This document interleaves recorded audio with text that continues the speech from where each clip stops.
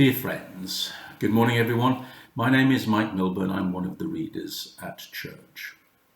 The road to Emmaus from chapter 24 of St. Luke's Gospel is a story of revelation.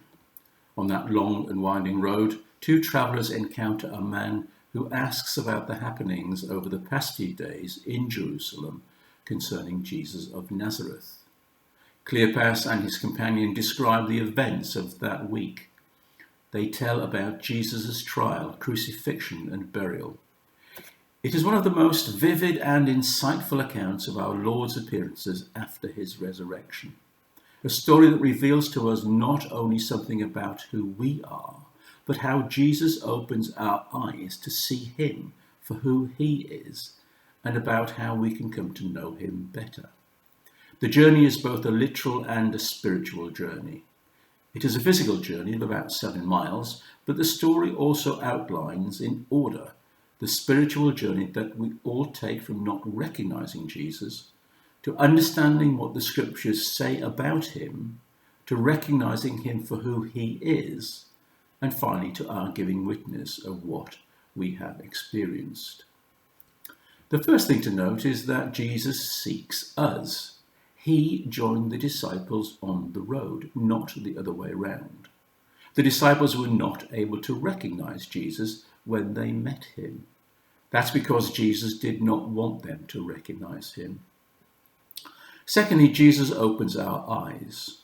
Verse 27 says, "And beginning with Moses and all the prophets, he explained to them what was said in all the scriptures concerning himself." The Old Testament scriptures point to Jesus as its fulfillment. Thirdly, Jesus reveals himself in the intimacy of fellowship. In doing so, his working in our lives becomes clearer, and his provision and protection come into focus. Fourthly, Jesus moves us to share the good news. Verse 32, the disciples said, "Were not our hearts burning within us while he talked with us on the road and opened the scriptures for us?" Their encounter with Jesus had moved their very hearts. And once moved, they could not help but share. So finally, that very hour, dark as it was, late as it was, dangerous as the road was, Cleopas and the other disciple left for Jerusalem. They gave witness that Jesus was risen, that he had walked with them and talked with them, explaining the scriptures to them, and broke bread at their table. So here are some reflections for us. Do you know Jesus this morning? Do you know that he walks with you and talks with you?